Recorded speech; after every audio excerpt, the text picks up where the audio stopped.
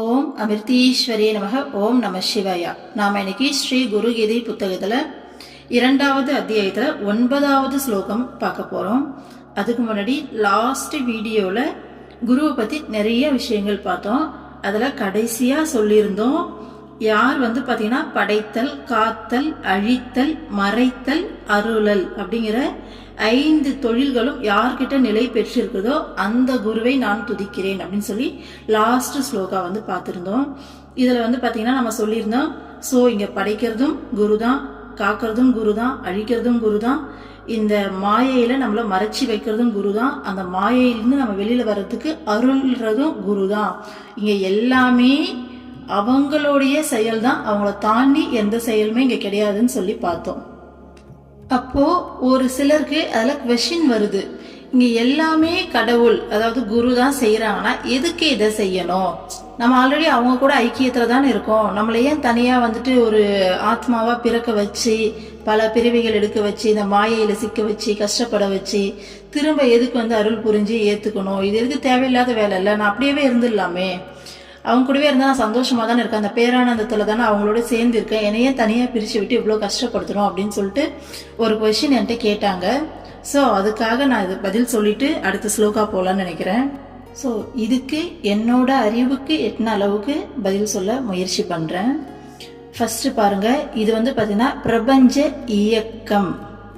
இந்த பிரபஞ்ச இயக்கம் இங்க இல்லை அப்படின்னா யோசிச்சு பாருங்க, இங்க ஒரு ஸ்டில்னஸ், அந்த ஆழ்ந்த அமைதி மட்டும்தான் இங்க இருக்கும். அதை தவிர்த்து இங்க வேற எதுவுமே இருக்காது. அம்மா சொல்லுவாங்க, பிரம்மம் அமைதியா அந்த ஸ்டில்னஸ்ல அப்படியே தான் இருக்குது, அதனுடைய சக்தி தான் இத்தனை விதமா வெளிப்படுது அப்படின்னு சொல்லிட்டு. ஸோ பிரம்மம் இப்பயும் அப்படிதான் இருக்கு, அந்த ஆழ்ந்த அமைதியில அதோட சக்தி தான் இத்தனை விதமா இங்க வெளிப்பட்டுக்கிட்டு இருக்கு. ஃபர்ஸ்ட் நாம பிரம்மத்திலிருந்து வேற, இந்த இறைவன்ல இருந்து நம்ம வேற, அந்த குருல இருந்து நம்ம வேற அப்படிங்கிற அந்த எண்ணம் வரதால் தான் நமக்கு இப்படி ஒரு கொஸ்டின் வருது. ஸோ நாமளும் அவங்களும் வேற வேற கிடையாது, 2 பேருமே சேம், ஒரே ஒன்று தான். இங்க அவங்கள தவிர்த்து வேற எதுவுமே இல்லை இல்லையா? ஸோ 2 பேருமே ஒன்று தான். நாம அனுபவிக்கிற கஷ்டம் அப்படிங்கிறது நம்மளுடைய குருவும் முழுமையா உணர்வாங்க. ஏன்னா அவங்க நமக்குள்ளதான் இருக்காங்க. நம்ம பார்த்துருக்கோம் இல்லையா, உலகத்தோட இதயத்துல குரு இருக்காரு, குருவோட இதயத்துல உலகமே இருக்கு அப்படின்னு சொல்லிட்டு. ஸோ அதனால இது எல்லாத்தையும் அவங்களும் அனுபவிப்பாங்க.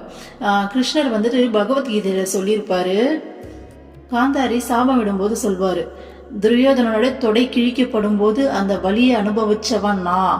அதே மாதிரி அஸ்வத்தாமன் சாபத்தை வாங்கிட்டு அந்த நெற்றிக்கண்ணை பிடுங்கும் போது அந்த வழியை அனுபவிச்சவனும் நான் தான். இந்த மாதிரி இங்க எல்லாத்தையும் அனுபவிச்சவன் நான் தான் அப்படின்னு சொல்லுவார். ஸோ நம்ம ஒவ்வொருவருடைய உணர்வையும் அந்த பிரம்மம் குரு அனுபவிக்கிறாங்க. ஓகேங்களா? இங்க நாம அப்படின்னு சொல்லிட்டு நம்ம அறியாமையில நினைச்சிட்டு இருக்கிறதால தான் எனக்கு வலிக்குது, என்ன ஏன் படைச்சிங்கன்னு சொல்லி கேட்கிறோம். ஆக்சுவலா இங்க நாம அப்படிங்கிறது ஒண்ணு தனியாவே கிடையாது, நாமளே அந்த பிரம்மத்துடைய ஒரு பகுதி தான். அடுத்தது ராதா கிருஷ்ணர்கிட்ட இதே கேள்வியை எக்ஸாக்டா கேட்பாங்க. கிருஷ்ணா, உனக்குள்ளதான் எல்லாமே இருக்கு இல்லையா, எதுக்காக எங்களை படைச்ச நீ? இப்போ ராதைன்னு ஒரு விஷயத்த ஏன் நீ தனியா படைச்ச? உனக்குள்ளதான் எல்லாமே இருக்கே, எல்லா உணர்வுகளும் உனக்குள்ளேயே இருக்கு, அந்த அன்பு காதல் எல்லாமே உனக்குள்ள இருக்கு, என்னையே படைச்ச? அப்போ என்னை ஏமாத்துறியா? எதுக்காக? என்ன சொல்றது, என்னோட டைம் பாஸ்க்காக படிச்சா? எதுக்குதான் நீ என்ன படைச்ச? ஏன்னா எல்லாமே உங்ககிட்ட இருக்கு, எல்லாமே உனக்குள்ளேயே இருக்கு, என்னையே தனியா படைச்சேன்னு சொல்லி கேட்பாங்க. அப்போ கிருஷ்ணர் பதில் சொல்வாரு, ஆமா எனக்குள்ள எல்லாமே இருக்கு, ஆனா என்னால எதையும் அனுபவிக்க முடியாதுல்ல. இதை இன்னும் புரியுற மாதிரி சொல்லணும்னா, இப்போ நாம மனிதர்கள் இருக்கோம், நமக்குள்ள எல்லா உணர்வுகளுமே இருக்கு இல்லையா? அன்பு, பாசம், எல்லா உணர்வுகளும், பாசிட்டிவ் நெகட்டிவ் எல்லா உணர்வுகளும் நமக்குள்ள இருக்கு. ஆனா அதை நம்மளால அனுபவிக்கணும்னா நம்மளால எப்படி முடியுது? ஆப்போசிட்ல ஒருத்தர் இருக்கும்போது தான் நம்மளால அனுபவிக்க முடியுது. இப்போ ஒரு ஹஸ்பண்ட் அப்படின்னு சொல்லி இருந்தாதான் அவங்க கிட்ட அந்த காதல் அனுபவிக்க முடியும். குழந்தைங்க கிட்ட போனாதான் அன்பை அனுபவிக்க முடியும் இல்லையா? நம்மளால அன்பை கொடுக்கவும் முடியும், கொடுக்கறது மூலமாவும் வாங்குறது மூலமாவும் அனுபவிக்கிறோம். அப்போ தனக்குள்ளே எல்லா உணர்வும் இருந்தாலும் அதை அனுபவிக்கணும்னா இன்னொரு பர்சன் நமக்கு தேவைப்படுது இல்லையா? அந்த மாதிரி அப்ப பிரம்மமா அப்படியே இருந்தா அதால அதோடைய எல்லா உணர்வுகளையும் அனுபவிக்க முடியல. மெயினா அன்பு, அன்பின் வடிவம் தான் கடவுள் இல்லையா? கடவுள் அப்படிங்கிறதே அன்புங்கிற உணர்வு தான் கடவுள் இல்லையா? ஸோ அந்த அன்பை அனுபவிக்கணும் அப்படிங்கிறதுக்காக தான் தன்னையே இத்தனை விதமாக பிரித்து இத்தனை ஆத்மாக்களா அந்த சக்தி, பிரம்மத்தில் இருக்க சக்தி வந்து படைக்குது. தன்னுடைய பிரதிபலிப்பா இவ்வளவு ஆத்மாக்களை படைக்குது. படைக்கிறது எதுக்காக அப்படின்னா அந்த அன்பை அனுபவிக்கிறதுக்கு, அதுக்குள்ள இருக்க, ஏன்னா அன்பு தான் கடவுள், அந்த கடவுள் தன்மையை அனுபவிக்கிறதுக்கு, அந்த பேரானந்தத்தை பேரின்பத்தை அனுபவிக்கிறதுக்காக படைக்குது. படைக்கும் போது ஒரு விஷயம் பண்றாங்க, அந்த ஆத்மாக்களுக்கு ஃப்ரீ வில் கொடுக்குறாங்க. ஓகேங்களா? ஏன்னா கடவுள் அப்படிங்கிறவர் யாரையும் கட்டுப்படுத்தி வைக்கிறவர் கிடையாது, முழுமையான சுதந்திரம் கொடுப்பாரு. அந்த வகையில் முழுமையான சுதந்திரத்தை அந்த ஃப்ரீ வில்ல கொடுக்குறாங்க. அந்த ஃப்ரீ வில்ல நம்ம எல்லாருமே தவறாக பயன்படுத்திட்டு இருக்கோம்.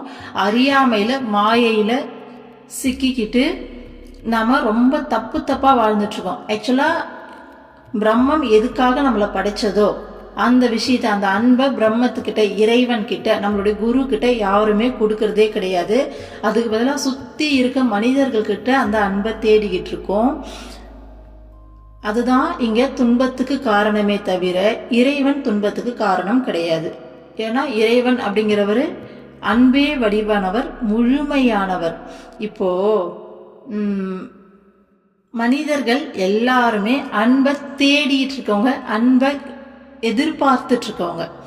ஸோ இப்போ நானும் அன்பை எதிர்பார்க்குறேன், என் வீட்டில் இருக்கவங்களும் அன்பை தான் எதிர்பார்க்குறாங்க, சுற்றி இருக்க அத்தனை பேரும் அன்பை தான் எதிர்பார்க்குறாங்க. எல்லாருமே மற்றவங்ககிட்ட எதிர்பார்த்துக்கிட்டே இருக்கும், யாருமே இங்கே கொடுக்கறது கிடையாது. ஏன்னா நம்மக்கிட்ட அந்த தேவை இருக்குது, அந்த அன்பு பசி நம்மக்கிட்ட இருக்குது. அதுக்காக தான் எல்லா இடத்துலையும் தேடுறோம், எல்லார்கிட்டையும் தேடுறோம். ஆனால் அது எங்கே நிறைவேறும்னா இறைவன் கிட்ட மட்டும்தான் நிறைவேறும் இல்லையா? ஏன்னா அவர் தான் முழுமையானவர், அவரால் மட்டும்தான் அன்பை கொடுக்க முடியும் இல்லையா? எப்படி ஒரு மேக்னட்டோடைய சேம் சைடு நார்த்து நம்ம வச்சோம் அப்படின்னா விலகும் இல்லையா? அந்த மாதிரி நாமளும் அன்பை தேடுறோம், கூட இருக்கவங்களும் அன்பை தேடுறாங்கன்னா கண்டிப்பாக அந்த இடத்துல நமக்கு ஏமாற்றம் மட்டும்தான் கிடைக்குமே தவிர அந்த இடத்துல நமக்கு அந்த ஃபுல்ஃபில்னஸ் வராது. அதாவது எப்படி ஒரு காது கேட்காதவங்க இன்னொரு காது கேட்காதவங்களுக்கு காது கேட்கலாம் வாய் வச்சு நம்ம கண்டுபிடிச்சிருவோம் அசைவு. ஒரு கண்ணு தெரியாதவங்க இன்னொரு கண்ணு தெரியாதவங்களுக்கு வழிகாட்ட முடியாது இல்லையா? ஸோ கண்ணு தெரிஞ்சு ஒருத்தர் தானே அங்கே வழிகாட்ட முடியும். அந்த மாதிரி நமக்குள்ள இருக்க பிரச்சனைகளை நாமளா டிஸ்கஸ் பண்ணிக்கும் போது, நாமளா சொல்யூஷன் தேடும்போது, ஸோ இது எல்லாமே எப்படின்னா கண்ணு தெரியாதவங்களுக்கு வழிகாட்டுறதுக்கு ஈக்குவல். ஓகேங்களா? ஏற்கனவே குறையோடு இருக்க நாம அதே குறையோடு இருக்க இன்னொருத்தர்கிட்ட அதே விஷயத்தை எதிர்பார்க்கறது அப்படிங்கிறது கண்டிப்பா நடக்காத ஒரு விஷயம் இல்லையா? அப்ப இங்க முழுமையா இருக்கிறது இறைவன் மட்டும்தான். அப்போ நம்ம அன்பை வந்து பார்த்தீங்கன்னா இறைவன் கிட்ட எதிர்பார்க்கணும், இறைவன் கிட்ட கொடுக்கணும், நம்ம கூட இருக்கவங்களுக்கும் அதை சொல்லி கொடுக்கணும். அப்படி பண்ணும்போது தான் நமக்கு முழுமையான மன நிறைவு ஏற்படும். இது டைரக்டா இறைவன் கிட்ட பண்ணா கூட நமக்கு சரியா வழி தெரியாது. குருமார்கள் கூட இருக்கும்போது பார்த்தீங்கன்னா பிளஸ்டு, அவ்வளோ அழகா கையை பிடிச்சி அவ்வளோ சூப்பராக கூட்டிட்டு போவாங்க. ஒவ்வொரு ஸ்டெப்பையும் வந்து பார்த்தீங்கன்னா கவனமா அவ்வளோ அழகா பார்த்து எடுத்து வச்சு கைட் பண்ணி கூட்டிட்டு போவாங்க. சரிங்களா? ஸோ குருமார்கள் கூட இருக்க வாழ்க்கையை விட ஒரு பாதுகாப்பான ஒரு என்ன சொல்றது, நமக்கு வழிகாட்டி கூட இருந்துட்டு அவ்வளோ ஒரு சூப்பரான வாழ்க்கை, அதை விட ஒரு பாக்கியம் வேற எதுவுமே கிடையாது. ஸோ இந்த பிரபஞ்சம் அப்படிங்கிறது அன்பு வடிவானது, இங்க இயங்குற சக்தி அப்படிங்கிறது அன்பு வடிவானது. கடவுள் அப்படிங்கிறவர் அன்பு அப்படிங்கிற உணர்வு தான் கடவுள். சரிங்களா? அவர் தான் நம்மளோட குருவா இங்க அவதரிச்சிருக்கிறது. ஓகேங்களா? ஸோ இங்க எல்லாமே அன்பு மட்டும்தான். அதனாலதான் நாமளும் அந்த அன்பை, அந்த பியூரான அன்பை தேடுன்னு சொல்லி தேடி அலைஞ்சிக்கிட்டு இருக்கோம். இறைவனும் அந்த அன்பை நம்மகிட்ட அனுபவிக்கிறதுக்காக தான் நம்மளை படைச்சாரு. ஸோ இது எல்லா விஷயங்களுமே மறந்துட்டு நாம கிடைக்காத இடத்துல போய் தேடிட்டு இருக்கோம். நம்ம எல்லாருமே மேக்னட்டோடைய நெகட்டிவ் சைடுனா இறைவன் பாசிட்டிவ் சைடு. ஸோ நெகட்டிவும் பாசிட்டிவும் சேர்ந்தாதான் அந்த அட்ராக்ஷன் ஏற்படும், போயிட்டு அது ஜாயின் ஆகும். அப்போ நெகட்டிவ் வந்து இங்கே சேர முடியாது. அப்போ நாம இறைவன் கிட்ட தான் அதை முழுமையான அந்த தூய்மையான அன்பை வந்துட்டு அனுபவிக்க முடியும். இறைவனால மட்டும்தான் நமக்கு கொடுக்க முடியும். ஸோ குரு கூட இருக்கும்போது நம்மளையே அந்த பியூரான அன்பா மாத்துவாங்க. ஓகேங்களா? அப்போ நாம எதிர்பார்க்காம கொடுக்க ஆரம்பிப்போம், நாமளும் கொஞ்சம் கொஞ்சமா. ஓகேங்களா? அப்படி எதிர்பார்க்கறத விட்டுட்டு நாம கொடுக்க ஆரம்பிக்கும் போது நம்ம மனசு கொஞ்சம் கொஞ்சமா விரிவடையும். அந்த நான் அப்படிங்கிற குறுகிய நான்லேருந்து பெரிய நானா மாற ஆரம்பிப்போம். அம்மா சொல்ற மாதிரி இந்த குறுகிய நான் அப்படிங்கிற உணர்வுலேருந்து, இந்த குறுகிய மனசுல இருந்து அந்த விஸ்வ மனமா மாறுவோம் இல்லையா? விஸ்வ மனம் அப்படிங்கிறது இங்க இருக்க எல்லா உணர்வுகளையும் உணரக்கூடியது. இங்க இருக்க எல்லாமே அதுதான் இல்லையா? ஸோ இந்த பாடி தான் நான், இந்த மனசு தான் நான் அப்படிங்கிற அதுல இருந்து நம்ம விடுபடுறதுக்கு இந்த விஷயங்கள் தேவை. இந்த அன்பு அப்படிங்கறது நம்ம ஃபர்ஸ்ட் இறைவன் கிட்ட, நம்மளுடைய குரு கிட்ட தேட ஆரம்பிச்சோம்னா கொஞ்சம் கொஞ்சமா நம்ம கண்ணுக்கே தெரியாம நம்மளும் பியூராக ஆரம்பிப்போம். ஓகேங்களா? ஸோ அதுக்காக தான் இங்க வந்திருக்கோமே. ஸோ அப்படி பண்ணும்போது இங்க நம்மளுடைய இறைவனும் ஹாப்பி, நாமளும் ஹாப்பி. நம்ம 2 பேரும் சேர்ந்து ரொம்ப சந்தோஷமான வாழ்க்கையை வாழ்ந்துக்கிட்டு சுத்தி இருக்கவங்களுக்கும் அந்த சந்தோஷத்தை பரப்புவோம். சரிங்களா? ரொம்ப குறுகிய வட்டத்துல இந்த உலக விஷயங்கள்ல, இந்த உலக வாழ்க்கையில கான்சென்ட்ரேட் பண்ணி இந்த வாழ்க்கையை முடிக்கிறதுல எந்த பிரயோஜனமும் கிடையாது. இந்த உடல் இருக்க வரைக்கும் எல்லாத்தையும் அனுபவிக்க போறோம். அதே மாதிரி இந்த மனசு எவ்வளவு அனுபவிச்சாலும் போதும்னு சொல்ல போறதில்ல. அடுத்துன்னு சொல்லிட்டு ஆசைகளையும் வாசனைகளையும் சேர்த்துக்கிட்டு அடுத்த பிறவிக்கு தான் அது வழிவகுக்குமே தவிர, இது பாத்தீங்கன்னா தேவையில்லாத இந்த சம்சார பந்தத்துல இந்த லூப்ல மாட்டி விடுற விஷயம். சரிங்களா? அதனால உண்மையை தெரிஞ்சு, உண்மையை புரிஞ்சுக்கிட்டு கடவுளை நோக்கி பயணப்படுறது அப்படிங்கிறது தான் தெளிவான அறிவான விஷயம். அதுதான் நம்மளுடைய குருமார்கள் நமக்கு சொல்லி கொடுத்துட்டு இருக்காங்க. ஓகேங்களா? இந்த விஷயத்த பயப்படாம, இது என்னடா வாழ்க்கை, இது என்னடா உலகம்னு சொல்லி பயப்படாம கொஞ்சமா அப்படி தள்ளி நின்று தூரமா நின்று பாருங்களேன். சாதாரணமா ஒரு கேம் மாதிரி தான் இருக்கும். ஸோ இந்த பேராத்மா குரு, இந்த பிரபஞ்ச சக்தி தன்னைத்தானே படைச்சிக்குது. ஓகேங்களா? பல்வேறு விதமா படைச்சிக்குது. அதுல ஒரு சுவாரஸ்யம் வேணும் இல்லையா? அதனால மாயை அப்படிங்கிற ஒரு விஷயத்தையும் சேர்த்து படிக்குது. அந்த மாயையில தன்னைத்தானே மறக்குது. ஓகேங்களா? தன்னைத்தானே மறந்துட்டு இந்த மாயையில சிக்கிட்டு ஒரு லெவலுக்கு மேலே இந்த மாயையில சந்தோஷம் கிடையாது, இங்க எல்லாமே சந்தோஷம் மாதிரி தெரியுது. ஆனா அது பின்னாடி போனா நம்ம கஷ்டம் மட்டும்தான் மிஞ்சுது அப்படிங்கிறத கண்டுபிடிச்சிட்டு இறைவனை நாடுது. அப்படி நாடும்போது குரு வரார், கை கொடுக்குறாரு. அதுதான் பாத்தீங்கன்னா நம்மளுக்கு அருள் புரியுது. ஸோ கை கொடுத்து உண்மையை நம்மளுக்கு தெரிய வைக்கிறார். அப்போ நாம இந்த மாயையிலேருந்து விலகி புத்திசாலித்தனமா குரு சொல்ற வழியை பிடிச்சோம் அப்படின்னா நம்ம ஈஸியா திரும்பவும் அந்த பிரபஞ்ச சக்தியோட ஐக்கியமாகிறோம். அவ்வளவுதான், ஜஸ்ட் ஏ கேம் அந்த மாதிரி தான். ஓகேங்களா? ஸோ ஃபைனலாக சொல்லணும்னா இறைவன் அந்த அன்பை தனக்குள்ளேயே அனுபவிக்க முடியாது அப்படிங்கிறதுக்காக தான் நம்மளை படைச்சிருக்கார். ஸோ அந்த அன்பை அனுபவிக்கிறது அப்படிங்கிறது ஒரு அமிர்தமான விஷயம். அதுதான் நம்மளுடைய ஆத்ம திருப்தி, அதுதான் அந்த பேரானந்த நிலை. அதுக்காக தான் இறைவனும் நாமளும் 2 பேருமே அதுக்காக தான் இருக்கோம். ஸோ அதை அனுபவிக்கிற வழியை பார்க்கணும். அதை விட்டுட்டு இந்த உலக வாழ்க்கையில் நீங்கள் எங்கே எதை தேடி ஓடினாலும் திருப்தி கிடைக்காது, முழுமையான நிம்மதி கிடைக்காது, அமைதி கிடைக்காது, சந்தோஷம் கிடைக்காது. உண்மையான சந்தோஷம் இதுதான். இதுக்காக தான் நம்ம டிசைன் பண்ணப்பட்டிருக்கோம். ஸோ அதனால அதை புரிஞ்சுக்கிட்டு புத்திசாலித்தனமா இறைவன்கிட்ட அந்த அன்பை கொடுக்கறதுலையும் அவர்கிட்ட அந்த அன்பை அனுபவிக்கிறதுலையும் கான்சென்ட்ரேட் பண்ணோம் அப்படின்னா நமக்கு அந்த ஆத்ம திருப்தி கிடைக்கும். சரிங்களா? அதனால இந்த உலக வாழ்க்கையில எப்படா வின் பண்றது அப்படிங்கறத யோசிக்கிறத விட்டுட்டு இறைவன் கூடவான அந்த வாழ்க்கையில நம்ம எப்படி வின் பண்றதுன்றது நம்மளுடைய ஒவ்வொரு நாளும் ஒவ்வொரு செகண்டுக்குமான ஃபோக்கஸா இருந்தா ஈஸியா நம்மளுடைய குரு நமக்கு கைட் பண்ணி கூட்டிட்டு போயிடுவாங்க. ஓகேங்களா? அடுத்த ஸ்லோகா பாருங்க. 2வது அத்தியாயத்துல 9வது ஸ்லோகம். பாதாப்ஜே சர்வ சம்சார தாவ காலானலம் ஸ்வகே பிரம்மரந்திரே ஸ்திதாம்போஜ மத்தியஸ்தம் சந்திரமண்டலம். அப்படியே 10th ஸ்லோகமும் சேர்த்து இதுலயே கொடுத்துருக்காங்க, அதையும் படிக்கிறேன். அகதாதி த்ரீரேகாப்சே சஹஸ்ரதல மண்டலே ஹம்ச பார்ஷ்வத்ரிகோணே ஸ்மரே தன் மத்தியகம் குரும். பிரம்மரந்திரத்தில் உள்ள கமலத்தின் நடுவில் உள்ள சந்திர மண்டலத்தில் அ க த என்ற எழுத்துகளில் ஆரம்பிக்கும் 3 பத்மங்களில் 1000 இதழ் மண்டலத்தில் ஹம்ச பார்ஷ்வத்ரி கோணத்தின் நடுவிலுள்ள பிந்துவில் இருப்பவரும் தனது பாத கமலங்களில் சம்சாரத்தை அழிக்கும் காட்டு தீயை கொண்டவருமான குருவை நான் தியானிக்கிறேன். இவங்க என்ன சொல்றாங்க பாருங்க, பிரம்மரந்திரம் அப்படிங்கிறது நம்ம உச்சிக்கு மேல 1 இன்ச்ல ஒரு சக்கரா இருக்கும் இல்லையா.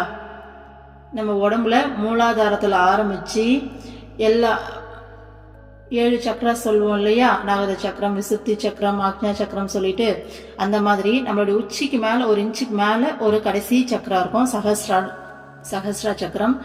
ஸோ அதை பார்த்தீங்கன்னா இந்த தியான முறைகளில் இந்த மெடிடேஷன் வழியாக போகிறவங்களுக்கு இதை பற்றின எக்ஸ்பிளனேஷன் நல்லாவே தெரியும். எனக்கு இதை பற்றி பெருசாக தெரியல, ஆனால் தெரிஞ்சவருக்கு எக்ஸ்பிளைன் பண்ணுறேன். இந்த உச்சிக்கு மேலே பார்த்தீங்கன்னா இந்த 1000 இதழ் கொண்ட தாமரையை அவங்க சொல்லுவாங்க, அந்த மாதிரி இருக்குது அந்த சக்கரா அதில் அப்படின்னு சொல்லி. நம்மளோட உடலுக்குள்ள இந்த சஹஸ்ரா சக்கரத்தை எங்கே மீன் பண்ணுவாங்கன்னா, கரெக்டாக நம்மளோட உச்சியிலிருந்து ஒரு 1 இன்ச் 2 இன்ச்சு கீழே நெத்தி பொட்டுலேருந்து அங்கேருந்து ஒரு வெர்டிக்கல் லைன் வரைஞ்சா, நம்ம நெத்தி பொட்டுலேருந்து ஒரு ஹரிசாண்டல் லைன் வரைஞ்சா, ரெண்டுமே ஜாயின் பண்ணுற இடத்துல தான் அந்த சஹஸ்ரா சக்கரம் இருக்குன்னு சொல்லுவாங்க. சயின்டிஃபிக்காக இதை பிட்யூட்ரி கிளாண்டுன்னுவாங்க. இந்த சக்கரா தான் பார்த்தீங்கன்னா என்லைட்மெண்ட்டுக்கான சக்கரா, ஓகேங்களா.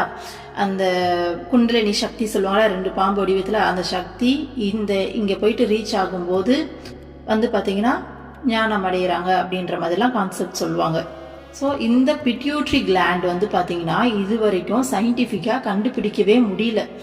தமிழில் ஆனந்த சுரப்பின்னு சொல்லுவாங்க. ஆக்சுவலாக இது இருக்குது ஒரு மனுஷனுக்குள்ள, எல்லா வேலைகளையும் செய்யுது. ஆனால் எவ்வளோ உயிரோடு இருக்க மனுஷன்லேருந்து இறந்து போன மனுஷன் வரைக்கும் தலையை அப்படியே வெட்டி இதை கண்டுபிடிக்க ட்ரை பண்ணிட்டாங்க. அது பார்த்தீங்கன்னா டக்குன்னு அவங்க என்ன சொல்கிறது, அதை ஓப்பன் பண்ணாலே அது காணாமல் போயிடுது, ஓகேங்களா. ஸோ கண்டுபிடிக்கவே முடியல. சயின்டிஃபிக்காக பார்த்தீங்கன்னா இதை கண்டுபிடிக்க முடியாத ஒரு விஷயம், சயின்டிஃபிக்கலாக அவங்களால ஒன்றுமே பண்ண முடியாத ஒரு விஷயம், ஓகேங்களா.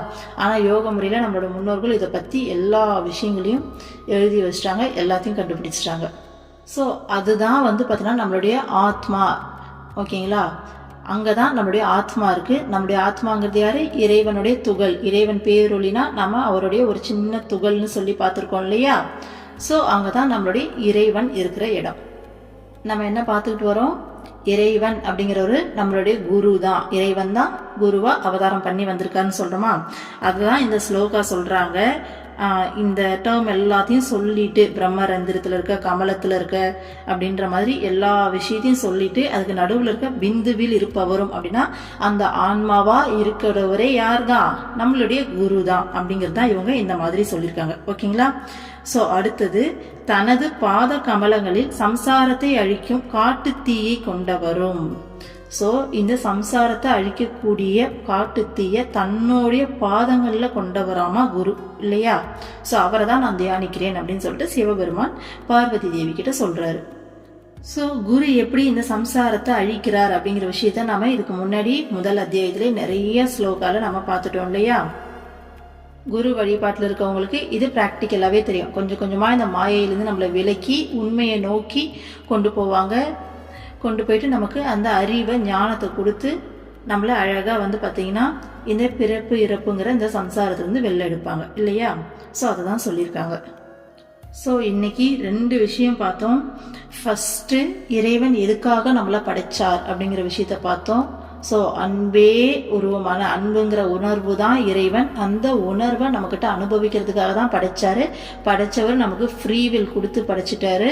அந்த ஃப்ரீவில்ல நம்ம மிஸ்யூஸ் பண்ணிட்டு, நம்ம அறியாமையில் இந்த மாயையில் சிக்கிக்கிட்டு, அவர்கிட்ட அந்த அன்பை கொடுக்காம, அன்பை தேடாம, கூட இருக்கவங்கக்கிட்ட அதே மாதிரி சுற்றி இருக்க பொருட்கள் கிட்ட நமக்கு அந்த சந்தோஷம் கிடைக்கும்னு நினச்சி நாம் ஓடி ஓடி ஏமாந்துக்கிட்டு இருக்கோம். ஸோ இறைவன் கிட்ட தேடும்போது நமக்கு அந்த ஆன்ம திருப்தி, முழு திருப்தி கிடைக்கும் அப்படின்னு சொன்னோமா.